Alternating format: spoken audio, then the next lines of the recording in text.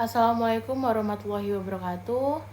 Shalom, Om Swastiastu, Namo Buddhaya, salam sejahtera untuk kita semua. Perkenalkan, nama saya Vivi Agesti dengan NPMB 1A022148.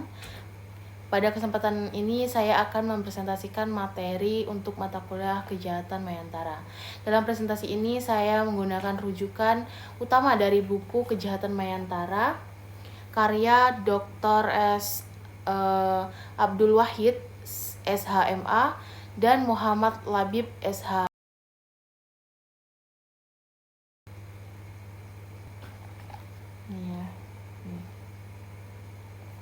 Tujuan tugas ini dibuat yaitu untuk menjelaskan perkembangan internet dan dunia cyber, yang mana untuk memahami konsep kriminologi serta bentuk-bentuk kejahatan mayantara atau cybercrime, dan juga menganalisis bagaimana kebijakan hukum pidana itu digunakan sebagai upaya penanggulangan kejahatan di era digital. Melalui pembaharuan tersebut, tugas ini bertujuan untuk memberikan gambaran ringkas mengenai hubungan antara kemajuan teknologi dan munculnya kejahatan baru, serta pentingnya respon hukum yang tepat. Baik, kita masuk pada bab pertama, yaitu mengenai globalisasi teknologi dan globalisasi kejahatan. Pada sub A, yaitu perkembangan kejahatan di era globalisasi informasi. Di era globalisasi informasi, dunia berubah menjadi sebuah desa global yang saling terhubung tanpa batas ruang dan waktu. Kemajuan teknologi komunikasi, komputer, dan internet ini membuat informasi mengalir dengan sangat cepat, yang mana itu mempengaruhi cara manusia berpikir, berinteraksi, dan bertindak. Namun perkembangan ini tidak hanya membawa kemajuan, tetapi juga membuka peluang bagi munculnya bentuk-bentuk kejahatan baru.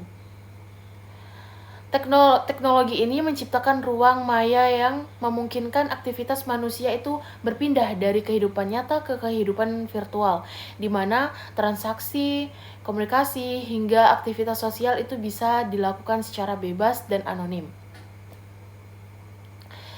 Dalam lingkungan yang terbuka ini, kejahatan berkembang sama pesatnya dengan teknologi. Penjahat memanfaatkan kemudahan komunikasi global untuk melakukan sebuah tindakan yang melanggar hukum dari mana saja dan terhadap siapa saja. Kejahatan tidak lagi bersifat lokal tetapi menjadi lintas negara, cepat dan sulit dilacak. J.E. Sahetapi bahkan menegaskan bahwa semakin maju sebuah masyarakat, maka semakin maju juga bentuk dan pola kejahatannya. Teknologi yang diciptakan untuk mempermudahkan hidup justru digunakan bagi sebagian orang sebagai alat kriminal, mulai dari penipuan digital, pencurian identitas, dan juga peretasan sistem perbankan ataupun pemerintah. Kemajuan informasi ini juga memungkinkan negara-negara kuat menggunakan teknologi sebagai alat untuk membentuk opini global, menanamkan pengaruh budaya, dan bahkan melakukan bentuk neo-imperialisme baru. Dengan penguasaan informasi, negara kuat ini dapat mengendalikan bagaimana masyarakat dunia ini memahami nilai politik dan budaya. Situasi ini membuat globalisasi informasi menjadi fenomena yang kompleks, yang mana ia dapat mempercepat kemajuan tetapi juga mempercepat perkembangan kejahatan modern yang semakin terorganisir, canggih, dan sulit untuk ditangani. Kita masuk pada pembahasan kedua, yaitu mengenai kejahatan sebagai bagian dari dampak teknologi. Teknologi pada hakikatnya bersifat netral, tetapi penggunaannya hanya yang menentukan ia akan menjadi alat kebaikan atau malah alat kejahatan. Edmundo O'Gorman mengibaratkan bahwa menyalahkan teknologi sama halnya dengan menyalahkan gunung es yang menenggelamkan Titanic. Namun, dalam kenyataannya, manusia seringkali menjadi seperti mabuk teknologi, yaitu mengagumi sekaligus akan takut teknologinya sendiri. Fenomena ini yang menyebabkan teknologi tidak hanya membantu kehidupan manusia, tetapi juga melahirkan bahaya baru. Semua teknologi adalah pedang bermata dua. Teknologi bertransportasi memudahkan mobilitas tetapi juga menjadi penyebab kecelakaan mematikan. Teknologi nuklir bisa menyembuhkan penyakit tetapi juga menciptakan senjata pemusnah massal. Bioteknologi dapat menghasilkan obat namun juga dapat dipakai untuk membuat senjata biologis. Bahkan perkembangan teknologi ruang angkasa dan komunikasi melahirkan satelit-satelit yang bisa digunakan untuk kepentingan damai sekaligus kepentingan militer. Lebih jauh lagi yaitu mengenai teknologi memiliki mekanisme kerja yang terkadang membuat manusia justru menjadi bagian dari alat tersebut, seperti pekerja yang di pabrik yang bekerja mengikuti ritme mesin produksi, manusia perlahan kehilangan kemanusiaannya dan juga berubah menjadi komponen dari sistem teknologi. Negara-negara dikuasai juga memanfaatkan teknologi sebagai alat ekspansi. Amerika Serikat misalnya menggunakan teknologi informasi dan militer untuk memperluas pengaruh globalnya, sebuah bentuk eksponensialisme modern yang dibungkus dalam narasi globalisasi. Dalam konteks sosial, teknologi sering membawa perubahan yang tidak sepenuhnya positif. Setiap perubahan membuka celah rawan yang dapat dimanfaatkan untuk tindakan ilegal, terutama ketika individu atau kelompok itu merasa tidak diuntungkan oleh perubahan tersebut. Inilah yang menyebabkan kejahatan itu menjadi semakin kompleks dan modern. Teknologi komunikasi, komputer, dan media digital itu menyediakan sarana yang sangat mudah bagi pelaku kriminal untuk melancarkan aksinya secara cepat, luas, dan seringkali tanpa meninggalkan jejak. Karena itu, dalam era teknologi modern, kejahatan bukan hanya dampak sampingan, melainkan juga bagian inherent dari perkembangan teknologi itu sendiri. Oke. Kita lanjut pada pembahasan ketiga yaitu mengenai globalisasi kejahatan, tantangan bagi Indonesia. Globalisasi kejahatan muncul sebagai konsekuensi logis dari globalisasi teknologi dan informasi. Produk-produk teknologi seperti internet, telekomunikasi, dan komputer itu mempermudah manusia berinteraksi tanpa batas negara, tetapi juga membuka peluang kejahatan lintas negara yang jauh lebih sulit. Internet bahkan menciptakan dunia baru atau misal kita sering sebut dengan virtual life, di mana manusia itu bisa berbelanja, berkomunikasi, melakukan transaksi, kemudian belajar hingga mengakses layanan pemerintah secara mudah melalui e-commerce, e-banking, dan e-government dan e-learning. Namun, kemudahan yang sama juga dimanfaatkan oleh pelaku kejahatan. Kejahatan cyber seperti hacking, carding, penipuan online, akses ilegal, dan manipulasi data itu semakin marak karena sifat internet yang anonim dan tanpa batas geografis. Kejahatan cyber seperti hacking, carding, penipuan online, akses ilegal, dan manipulasi data semakin marak karena sifat internet yang anonim dan tanpa batas geografis. Pelaku itu bisa berada di negara mana saja dan menyerang target di negara lain tanpa bertemu secara fisik. Bahkan teknologi yang awalnya diciptakan untuk tujuan positif seperti satelit dan bioteknologi telah digunakan untuk kejahatan berat seperti pembersihan etnis atau bahkan serangan biologis. Inilah yang membuat globalisasi kejahatan menjadi ancaman yang serius bagi banyak negara, termasuk Indonesia. Indonesia itu sebagai negara berkembang menghadapi tantangan berat, yang mana masyarakat belum sepenuhnya melek teknologi seperti seringkali mudah menjadi korban kejahatan digital ini. Sementara itu, aparat penegak hukum harus terus beradaptasi menghadapi kejahatan yang semakin canggih dan bersifat internasional. Globalisasi, nilai, dan juga budaya membawa perubahan besar dalam moral dan norma sosial yang tidak diimbangi dengan pendidikan dan filter budaya dapat mendorong masyarakat itu pada perilaku yang menyimpang. Oleh karena itu, tantangan utama bagi Indonesia adalah Yang pertama, ada dua hal. Yang pertama yaitu memanfaatkan teknologi untuk mengembangkan masyarakat yang lebih maju. Yang kedua yaitu mencegah dan mengendalikan dampak negatif teknologi yang memicu lahirnya kejahatan modern. Indonesia harus mampu bersikap kritis, selektif, dan cerdas dalam menghadapi globalisasi agar teknologi itu tetap menjadi alat untuk memperkuat modal keamanan dan peradaban bangsa.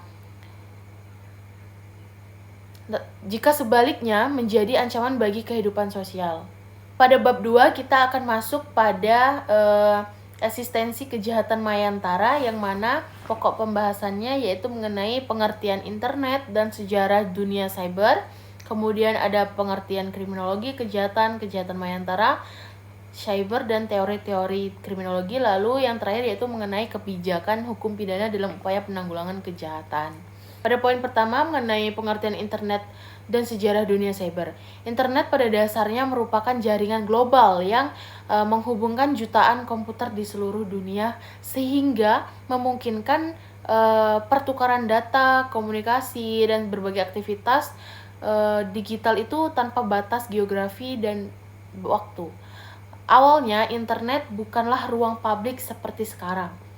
Ia lahir dari kebutuhan strategis militer Amerika Serikat pada tahun 1969 melalui proyek ARPANET yang dikembangkan oleh Departemen Pertahanan untuk menciptakan sistem komunikasi yang tetap hidup meskipun sebagian jaringan hancur saat perang.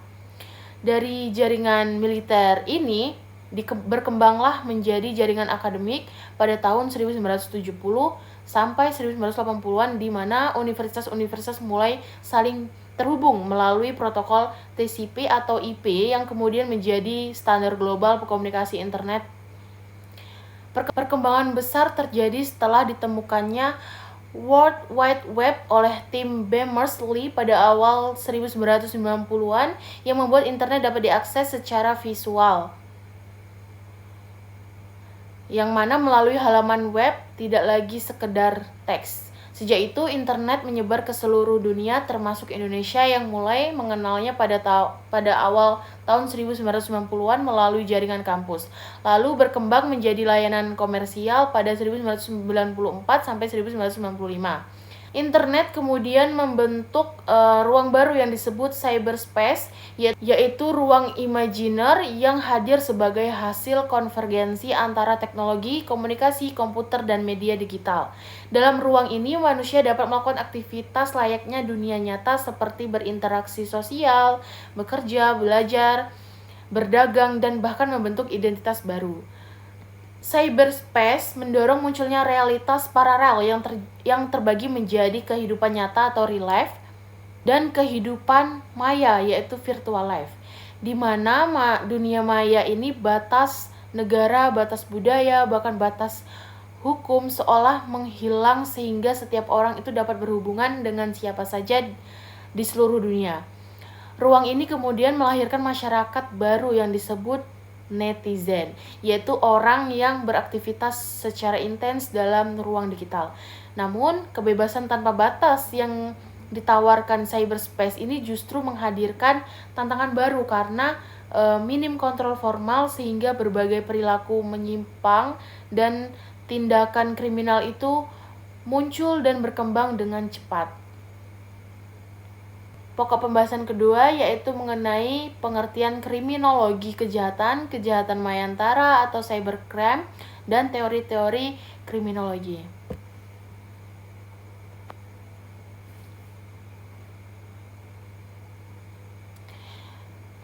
Kriminologi adalah ilmu yang mempelajari kejahatan itu secara luas, mencangkup penyebab terjadinya kejahatan, pelaku, perilaku menyimpang, dan juga lingkungan sosial yang melatar belakanginya, sehingga reaksi masyarakat dan negara terhadap kejahatan.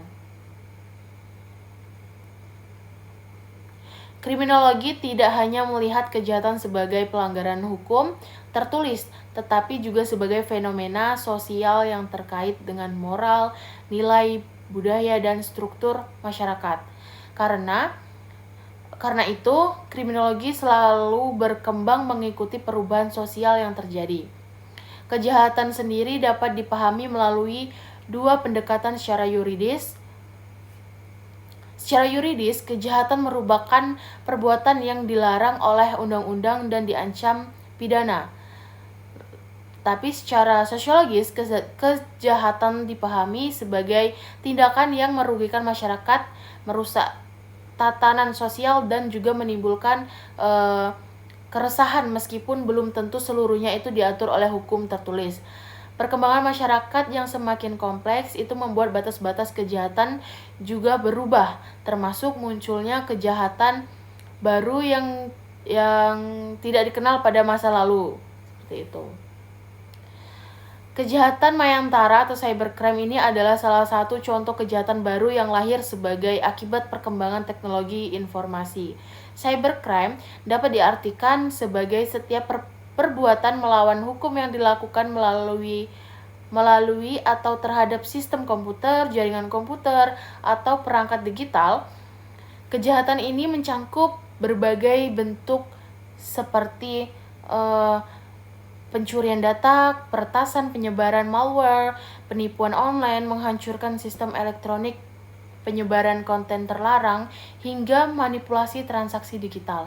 Cybercrime memiliki karakteristik lintas batas, tidak mengenal ruang, dapat dilakukan secara anonim, dan seringkali sulit dilacak sehingga menentang sistem hukum tradisional yang berbasis teritorial. Untuk memahami mengapa cybercrime ini terjadi, berbagai teori kriminologi dapat digunakan. Yang pertama ada teori anomi dari Durkheim dan dikembangkan oleh Merton, menjelaskan bahwa kejahatan muncul ketika masyarakat itu menangani kekosongan norma atau ketika individu tidak mampu mencapai tujuan budaya yang dengan cara-cara yang sah. Dunia maya yang bebas dan tidak terkendali menciptakan kondisi anomi baru yang membuat individu itu lebih mudah melakukan penyimpangan. Kemudian ada teori asosiasi diferensial dari Sutherland yang menyatakan bahwa perilaku kriminal itu dipelajari melalui interaksi dengan lingkungan yang menyimpang. Dalam cyberspace, komunitas peretas, pelaku penipuan, dan jaringan kejahatan digital itu menjadi tempat belajar kejahatan yang sangat efektif. Kemudian juga ada teori kontrol sosial, yang mana dari teori ini berasal dari Hirschi yang menekankan bahwa kejahatan itu terjadi ketika kontrol internal dan eksternal seseorang itu melemah. Di internet, lemahnya pengawasan dan mudahnya melakukan tindakan anonim itu memperlemah kontrol tersebut. Kemudian, teori-teori lain seperti teori subkultur, teori labeling, hingga teori kesempatan atau opportunity theory juga relevan karena dunia digital itu menciptakan kesempatan baru bagi kejahatan yang sebelumnya itu tidak mungkin dilakukan. Dengan demikian, kriminologi ini memberikan landasan teoritis untuk memahami cybercrime bukan hanya sebagai masalah teknis, tetapi sebagai fenomena sosial yang mempengaruhi oleh dinamika masyarakat modern.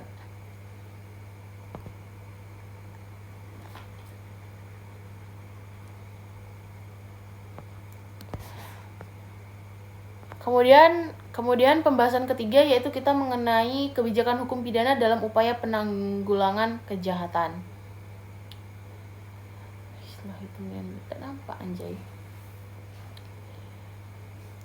Kebijakan hukum pidana merupakan upaya rasional dan sistematis yang dilakukan negara untuk mencegah, mengendalikan, dan menanggulangi kejahatan agar ketertiban dan keamanan masyarakat itu terpelihara.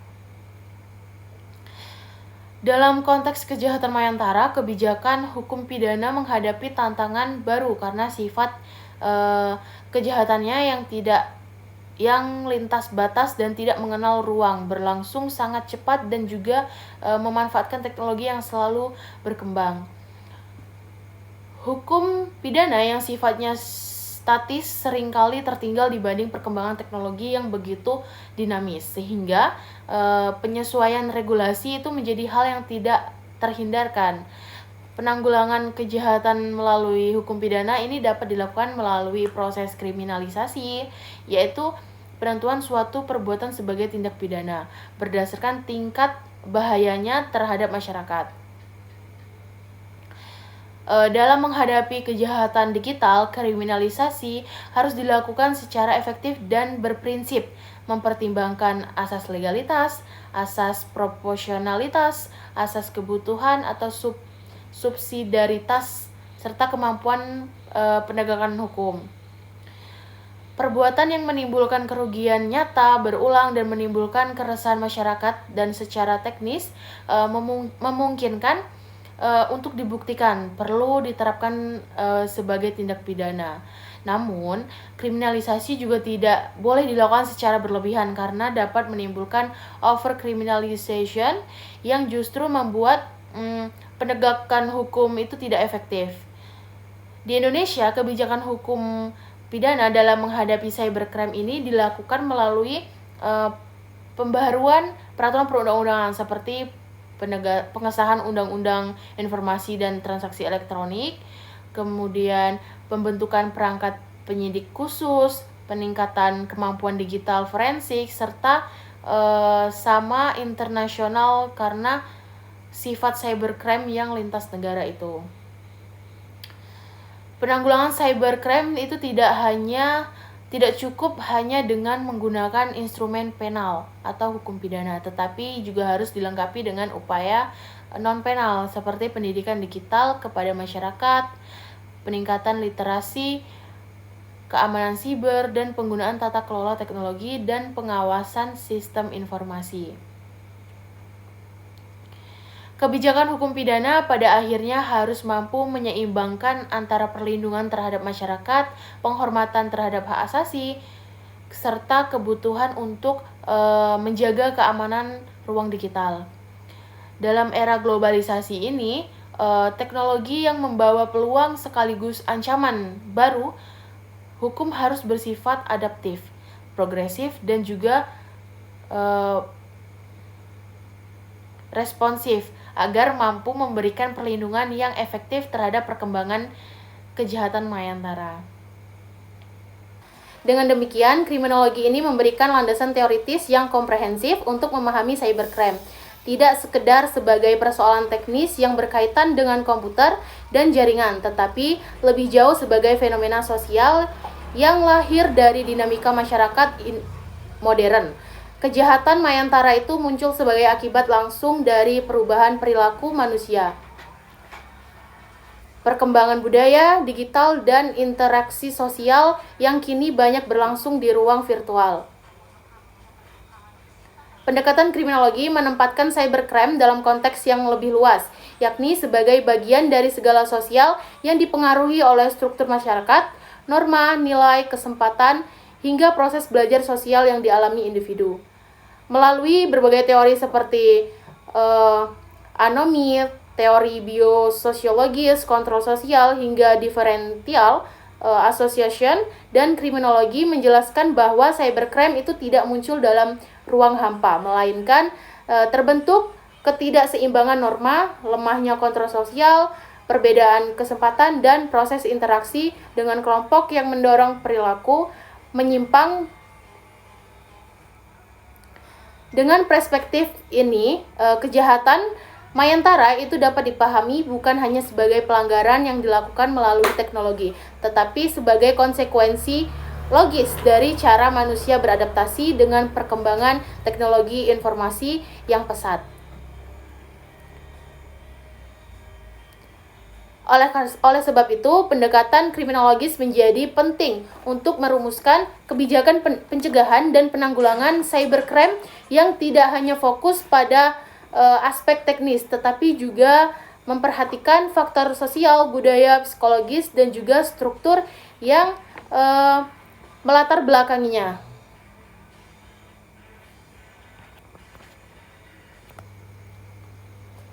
Sekian yang bisa saya sampaikan dari materi tadi. Apabila ada salah kata dan salah dalam menyampaikan, saya mohon maaf yang sebesar-besarnya, dan kepada Allah saya mohon ampun. Saya akhiri, wabillahi taufiq wal hidayah. Wassalamualaikum warahmatullahi wabarakatuh.